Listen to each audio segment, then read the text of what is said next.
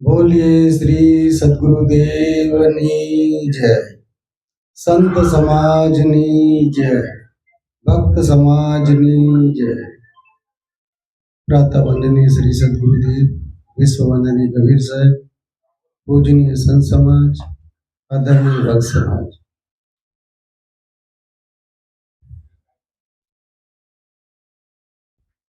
एक સાહેબની સાખી બીજા ગ્રંથ આપણે બધા જાણીએ કરીબન એમાં 11 પ્રકરણ 11 પ્રકરણ સાખી, એમાં 353 સાખી, એમાં એક સાખી बहु बंधन से बांध्या एक बिचारा जीव की बल छूटी आपने कीरे छुड़ावे। तो અહીંયા માનવ બહુ એટલે બહુ બધા બંધન, અગિનત બંધન થી બાંધ્યું। તો અહીંયા બાંધ્યું એટલે કોઈ બાંધ્યું નહીં, પોતે બંધાય છે, બંધન પોતે ઊભા કરે છે। બીજા અન્ય 3 ખાણીના જે 84 ના જીવ છે એને તો માનવ બધાને બંધનમાં નાખી શકે છે। આજે સિંહ જેવા, હાથી જેવા ઘણા બધા, કોઈ બી જાનવર એવું નથી જેને માનવ બંધનમાં નથી નાખી શકતું, પણ બીજા જીવોને બંધનમાં નાખે છે। એના બંધન તો એને દેખાય છે, બીજા જીવોના બધા ઊભા કરે, પણ પોતાના બંધન બી પોતે ઊભા કરે છે, એ એને દેખાતું નથી। એટલે આપણને સાધુ સંતો બધા વિચારો આપતા હોય છે, બધી દ્રષ્ટિ જે આપણે જોઈ શકતા નથી, સૂક્ષ્મ દ્રષ્ટિ। આજે માનવને સ્થૂળ જ્ઞાન બી નથી થતું, તો સૂક્ષ્મ કારણ મહાકારણ કેવલ્યમ એવું ઘણું બધું બતાવ્યું। એટલે સ્થૂળમાં આ શરીરનું જ્ઞાન બી નથી। આજે આપણે આ પહેલી વાર અમે તો આ બધું શરીર માટે કરાવીએ, કેમ કે સંસારમાં જોઈએ છે કે માનવ તનથી દુઃખી છે, મનથી દુઃખી છે, આ બુદ્ધિમાં નાના પ્રકારના વિક્ષેપોને કારણથી મલ આવરણ ને વિક્ષેપ, ઘણી બધી ઉપાધિ માનવની અંદર અજ્ઞાનતાના કારણે ભરાતી જ જાય છે, ભરે જ છે। સદગુણોને લેતો જ નથી, અવગુણોને ભરે જ છે। એના માટે અમારે નીચું આવવું પડે છે। આજે શરીરના માટે વિચાર આવ્યું કે જ્યારે આ શરીરથી જ ઠીક નથી, તો એના મનમાં બી બધા વિકારો તો મનથી જ આ બુદ્ધિમાં જાય છે, શરીરમાં આવે છે। તો એને હર પ્રકારથી સ્વસ્થ કરવાનો પ્રયાસ, તાકી એનું તન સ્વસ્થ હોય, મન સ્વસ્થ થાય, બુદ્ધિ બી સ્વસ્થ થાય, તો એ જીવ કલ્યાણનું કંઈ કામ કરી શકે, આગળ વધી શકે। એના માટે સમય તો લોકો પાસે જોઈએ જ છે। પછી આજે સત્સંગમાં બી આવે છે લોકો, તો લક્ષ્ય બરોબર હોતો નથી, ઉદ્દેશ હોતો નથી, ક્યાંય ને ક્યાંય મન ભટકતું હોય। ઘણા બધા તો અહીંયા બી કોઈ વ્યસન મૂકતા નથી। તો આપણે કમસે કમ આ ઘણા બધા બંધનોથી અનાદિકાલથી બંધાયા છે, તો ઉપરથી બંધન તો ના બાંધો। આ બધા આજે જે બી આપણે કરીએ છીએ એ બધા બંધન જ છે। તો બહુ બંધન, કમ બી બંધન નહીં, નાના મોટા બી બંધન નહીં। તો આપણે અંદર તો ઘણા બધા બંધન છે સૂક્ષ્મ, એ તો જાણતા જ નથી। બહારથી સ્થૂળ જે બંધન છે એ બી વધારે છે માણસ।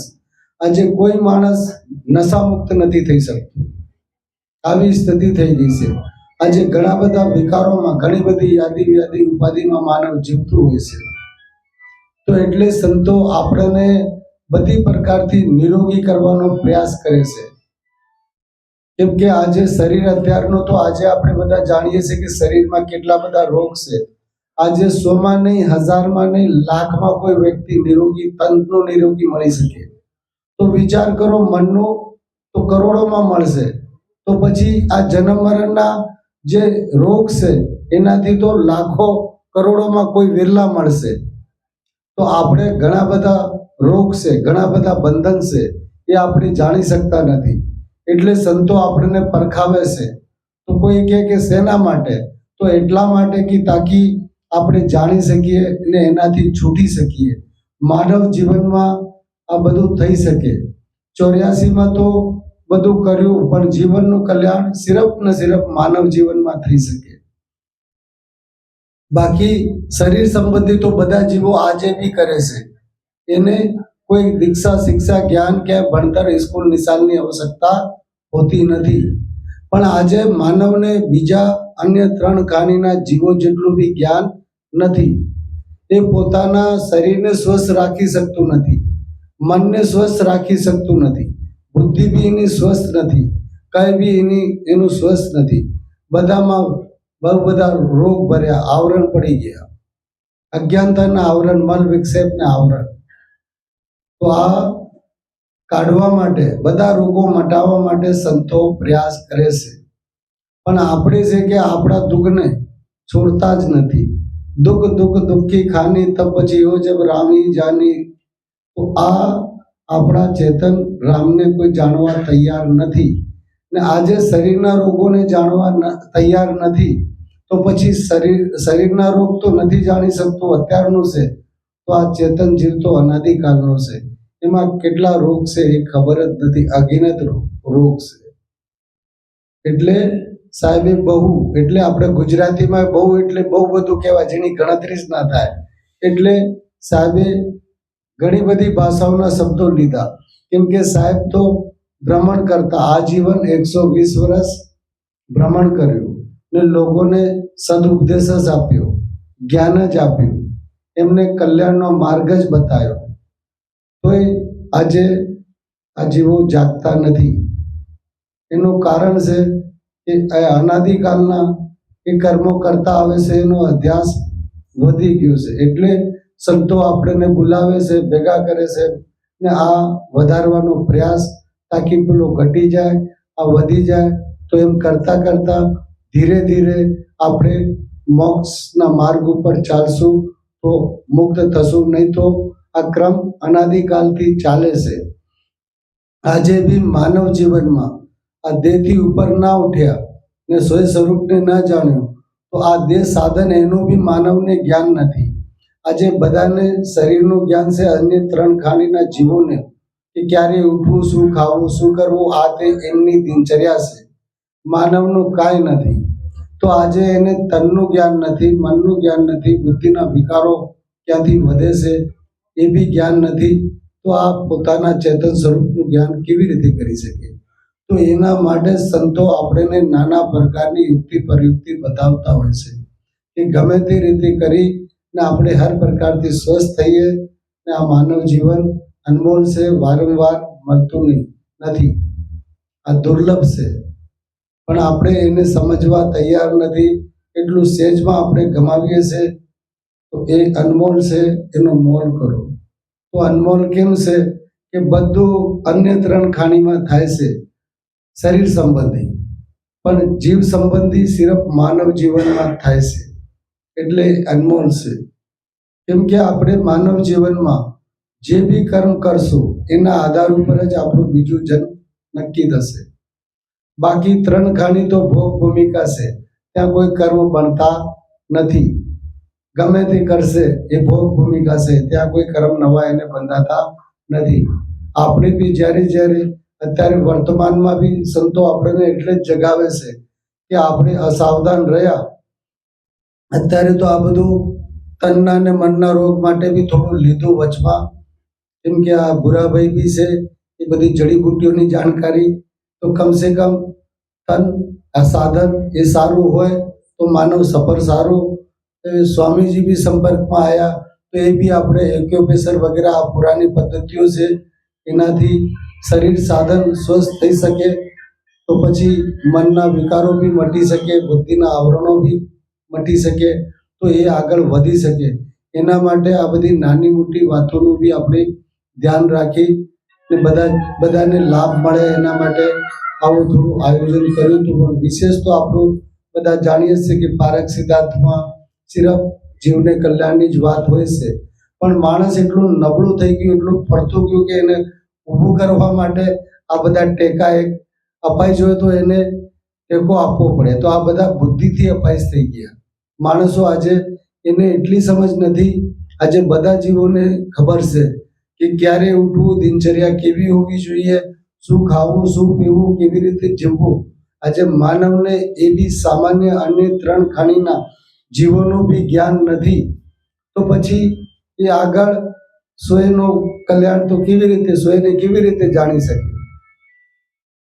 તો એટલે સંતો આપણી માનસિકતા જોતા હોય ને બધી રીતે આપણને તંદુરસ્ત કરતા હોય, આપણું તન બી, મન બી, બુદ્ધિ બી.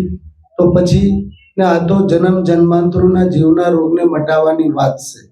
પારક સિદ્ધાંત એટલે એકદમ આખરીનું, સીધું સીધું મોક્ષનું, કલ્યાણનું. પણ આ બધા વિદ્યાર્થી તો એકડો ગોઠતા નથી આવડતો, તો પછી સંતોને પાછું જવું પડે કે ભાઈ આનું થોડું તન ઠીક થઈ જાય, મન ઠીક થઈ જાય, બુદ્ધિ ઠીક થઈ જાય તો એ આગળ વધે. તો આપણે બીજકમાં બી આવ્યું છે ને કે સમજાય સમજે નહીં તો દે ધક્કા દોઈ હોય. તો સંતો આપણને ડૂબાડવા માટે નહીં, કોઈ માણસ આમ પાછું પડતું હોય તો પાછળથી ધક્કો મારીએ તો પડે નહીં, તો આપણે પડતા જ જઈએ તો સંતો આપણને હર પ્રકારથી હર વિષયનું જ્ઞાન આપી એટલે આપણે આ બધું કરતા હોઈએ કે આ બધા તનના રોગી, મનના રોગી, તો જીવમાં તો અનાદિ જન્મનો આ શરીર તો અત્યારનું છે, તો કેટલા બધા રોગ છે. તો આ જીવ તો ક્યારનો છે, તો એની કોઈ ગણતરી નથી. તો આમાં કેટલા જન્મોના કેટલા બધા રોગો ભર્યા છે.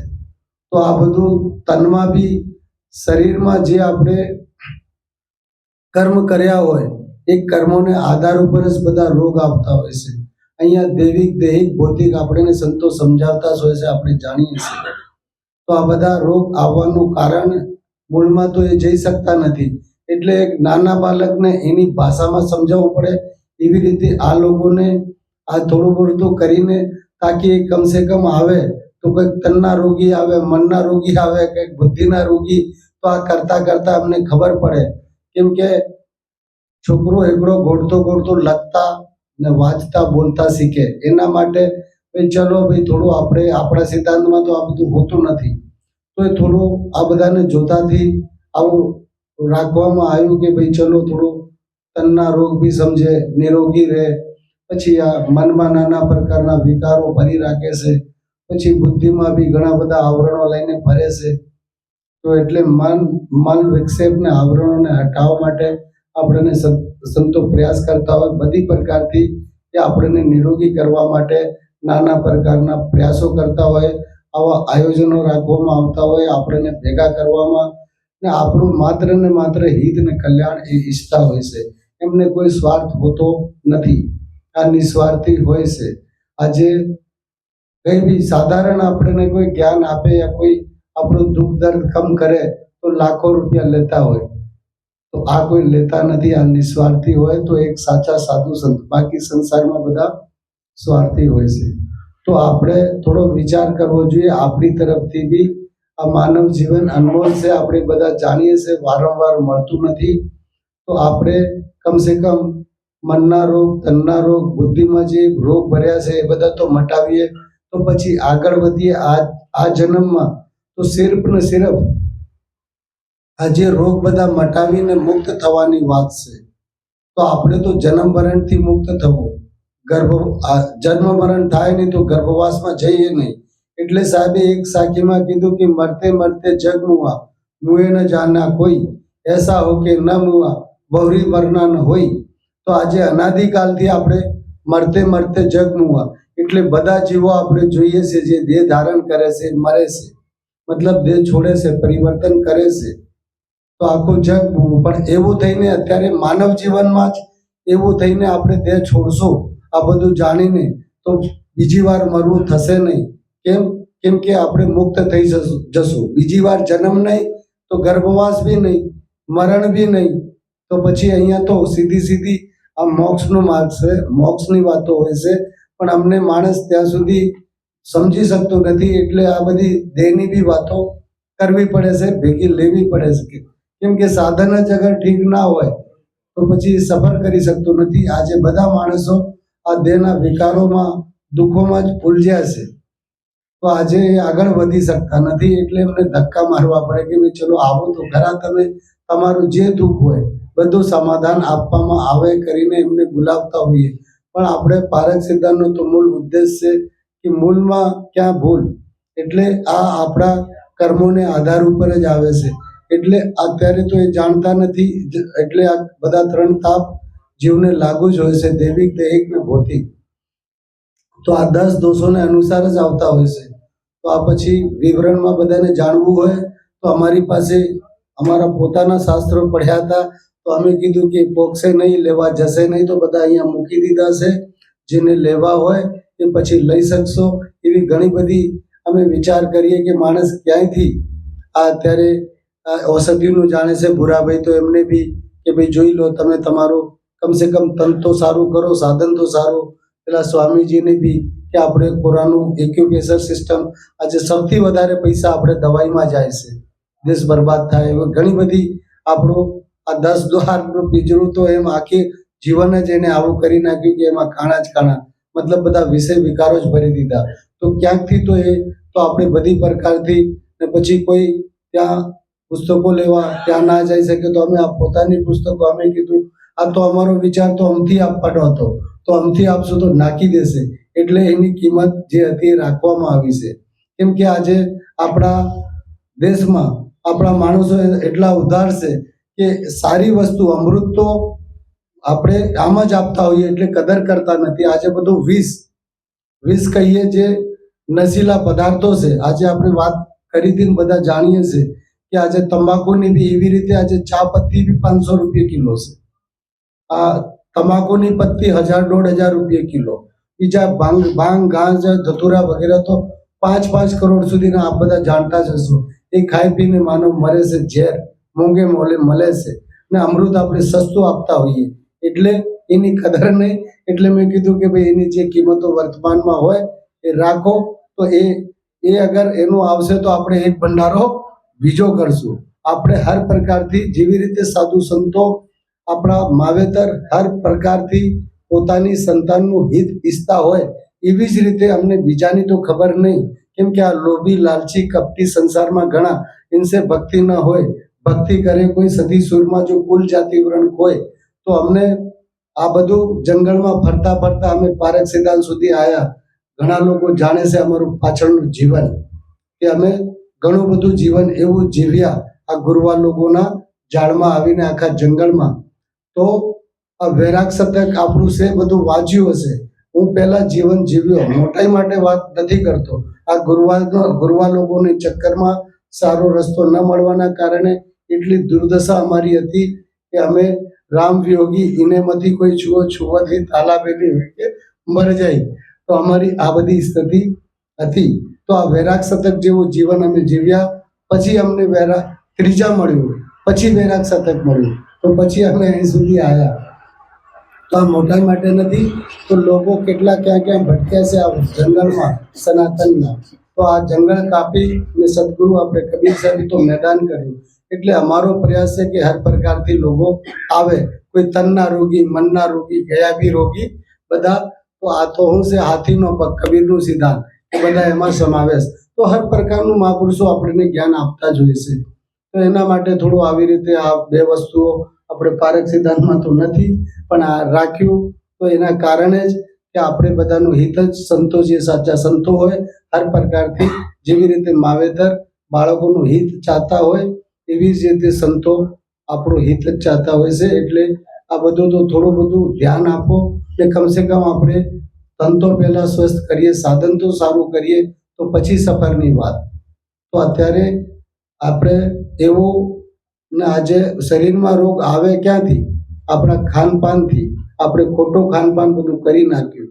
આજે બધા જીવોને ખબર જ છે. તો આપણને એ બધું ને આગળ સંતો આપણને કહેશે, આપણે ધ્યાનથી સાંભળશું. આ વચનો સાથે વાણીને વિરામ. બોલો સદગુરુ દેવની જય. સાહેબ.